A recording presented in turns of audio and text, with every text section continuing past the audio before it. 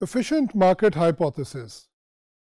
This is 144th module of financial management, and in this module we'll be talking about efficient markets and efficient market hypothesis.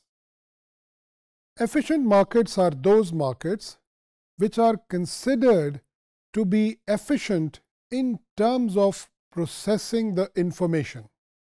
Efficiency का मतलब है कि कितनी तेज़ी से हम अपने काम को मुकम्मल करते हैं. This is what is the general definition of efficiency. That if a person does his or her work in lesser time, we say that the person is more efficient. Now, the stock markets or the security markets can also be more or less efficient. ये जो efficiency है stock markets की या security markets की, ये efficiency in terms of transactions भी हो सकती है. यानी जो ट्रेड उस मार्केट के अंदर किए जाते हैं, ट्रेड यानी बाइंग एंड सेलिंग.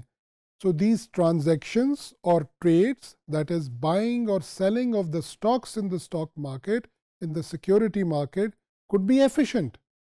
ऐसी मार्केट जिसके अंदर ये ट्रेडिंग एफिशिएंट है, हम उसे ट्रांजैक्शनली एफिशिएंट मार्केट कहेंगे. But in this hypothesis, which is the efficient market hypothesis, we are not talking about transactionally efficient markets, but we talk about informationally efficient markets. यानी वो stock markets, वो security markets जो information को बहुत तेज़ी से process करती हैं. कितनी तेज़ी से? यानी इतनी तेज़ी से इंफॉर्मेशन को प्रोसेस करती हैं कि कोई भी इन्वेस्टर इंफॉर्मेशन की वजह से एक्स्ट्रा ऑर्डिनरी रिटर्न नहीं कमा सकता. इसका क्या मतलब है? जब हम ये कहते हैं कि इंफॉर्मेशनली एफिशिएंट है, तो इंफॉर्मेशन किसी इन्वेस्टर के पास होना क्या उसको मार्केट के एवरेज रिटर्न से या दूसरे इन्वेस्टर्स के रिटर्न से ज़्यादा रिटर्न प्रोवाइड कर सकता है? This is a question. ये कैसे मुमकिन होगा? फ़र्ज़ कीजिए कि अगर मुझे ये मालूम हो जाए कि एक कंपनी डिविडेंड देने वाली है, तो उस कंपनी के डिविडेंड मिलने की वजह से उसके शेयर प्राइस के ऊपर जाने का इम्कान है. और अगर ये इंफॉर्मेशन मेरे पास मौजूद है और मैं उस कंपनी की शेयर ख़रीद लेता हूँ, तो जैसे ही वो डिविडेंड डिक्लेयर होगा, वैसे ही उसकी प्राइस ऊपर जाएगी और मैं उससे प्रॉफिट अर्न कर सकूँगा. लेकिन अगर ये मार्केट इंफॉर्मेशनली एफिशिएंट हो, तो ये इंफॉर्मेशन जो मेरे पास है कि डिविडेंड मिलने वाला है, ये मार्केट के अंदर बहुत तेज़ी से पहुँच जाएगी विद इन सेकेंड्स. और मार्केट के अंदर उस स्टॉक की प्राइस के ऊपर इस इंफॉर्मेशन का जो असर होना है, यानी उसकी प्राइस का बढ़ जाना, ये इतनी तेज़ी से अमल होगा कि कोई भी इन्वेस्टर इस इंफॉर्मेशन को यूज़ करते हुए उस स्टॉक को ख़रीद कर एक्स्ट्रा ऑर्डिनरी फ़ायदा नहीं उठा सकेगा. So efficient markets are those markets which process all that information very quickly. Information कितनी तरह की है? हम information को दो categories के अंदर define करते हैं. One which is publicly available information, यानी वो information जिसको कोई भी आदमी, कोई भी investor बड़ी आसानी से access कर सकता है. यानी वो information जो अखबार में छप चुकी है, जो प्रिंट मीडिया के अंदर या इलेक्ट्रॉनिक मीडिया के अंदर अवेलेबल है, वो इंफॉर्मेशन जो वेबसाइट के ऊपर अवेलेबल है और उस पर कोई रिस्ट्रिक्शन नहीं है, ऐसी तमाम इंफॉर्मेशन को हम पब्लिकली अवेलेबल इंफॉर्मेशन कहते हैं. और दूसरी इंफॉर्मेशन इनसाइड इंफॉर्मेशन है, यानी वो इंफॉर्मेशन जो हर एक के पास मौजूद नहीं है.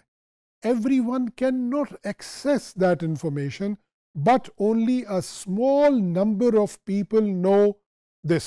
So वो information जो चंद लोगों को मालूम है, for example, the people sitting in the board of directors of a company probably knows something which has not yet been declared officially by the company.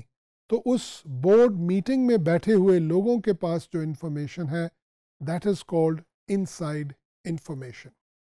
So when we say that markets are efficient in terms of processing the publicly available information and the inside information, so these are considered to be the most efficient markets.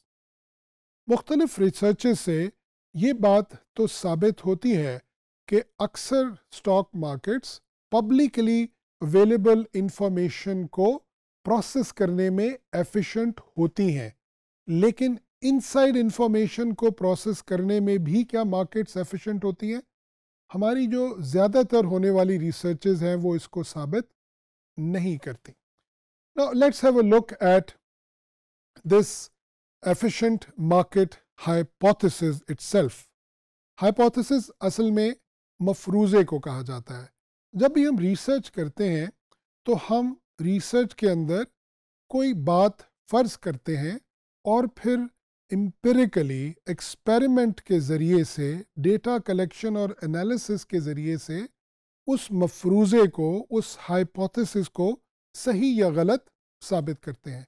So efficient market hypothesis is also a hypothesis which states that markets are efficient in processing information. और कोई भी information जो कि किसी investor के पास है वो उसके ज़रिए से एक्स्ट्रा ऑर्डिनरी प्रॉफिट नहीं कमा सकता. This is what is efficient market hypothesis. But it is not just this much. It has got 3 different forms. यानी इसके 3 levels हैं जिनके ऊपर हम ये देखते हैं कि ये hypothesis applicable है. The first one is weak form. Weak form of efficient market hypothesis states that the past data, the data which is there in the trends, in the past analysis, जो कुछ हमारे पास मौजूद है, जो कुछ आज से पहले हो चुका है, यानी वो प्राइसेस जो आज से पहले तब्दील हो चुकी हैं, वो ट्रेंड्स जो आज से पहले बने हुए हमारे पास मौजूद हैं, जिसको टेक्निकल एनालिस्ट अपने एनालिसिस और डिसीजन मेकिंग में इस्तेमाल करते हैं. Week form of efficient market hypothesis कहती है कि all that past information is reflected in the current market price. So anybody who is analysing the trends, the past data or past information cannot make extraordinary profits in the stock. So this is the weak form. Now the second one is what is called the semi-strong form of efficient market hypothesis. यानी ये इसी hypothesis का एक अगला level है जिसमें past data में या past trends में पाई जाने वाली information की negation ही नहीं होती, बल्कि वो information जो publicly available hai, which can be accessed by anybody, any investor, that is also negated.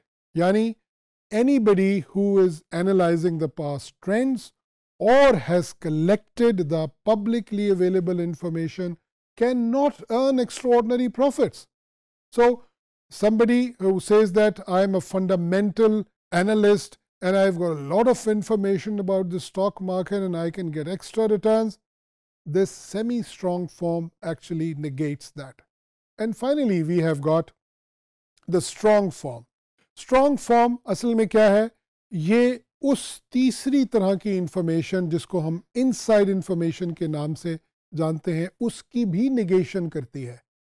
यानी ये strong form of efficient market hypothesis ये कहती है कि anybody who has got the past data, who has got the publicly available information, and even if the person has got inside information, still would not be able to make extraordinary profits. Why?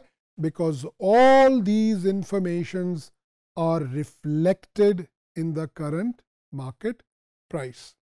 हम अपनी discussion को यहाँ पर ख़त्म कर देंगे ये कहते हुए कि रिसर्चर्स ने ये तो बात काफ़ी हद तक साबित की है कि weak form of efficient market hypothesis बहुत हद तक ठीक है. That is past trends are reflected in the current market price. and there is also sufficient evidence that semi-strong form of efficient market hypothesis is also true. यानी वो publicly available information जो कि company की growth से related हो, उसके contract से related हो, उसके एग्रीमेंट से रिलेटेड हो और जो उसकी एनुअल रिपोर्ट्स में छपी हुई हो, वो इंफॉर्मेशन भी जनरली एक्स्ट्रॉर्डनरी रिटर्न्स हमें नहीं दे पाती. But there is very little evidence in favor of the strong form of efficient market hypothesis, EMH, that inside information cannot give us extraordinary returns. अमूमन यही देखा गया है कि इनसाइड इंफॉर्मेशन रखने वाले लोग बहुत ज़्यादा रिटर्न अर्न कर सकते हैं as compare to normal investors.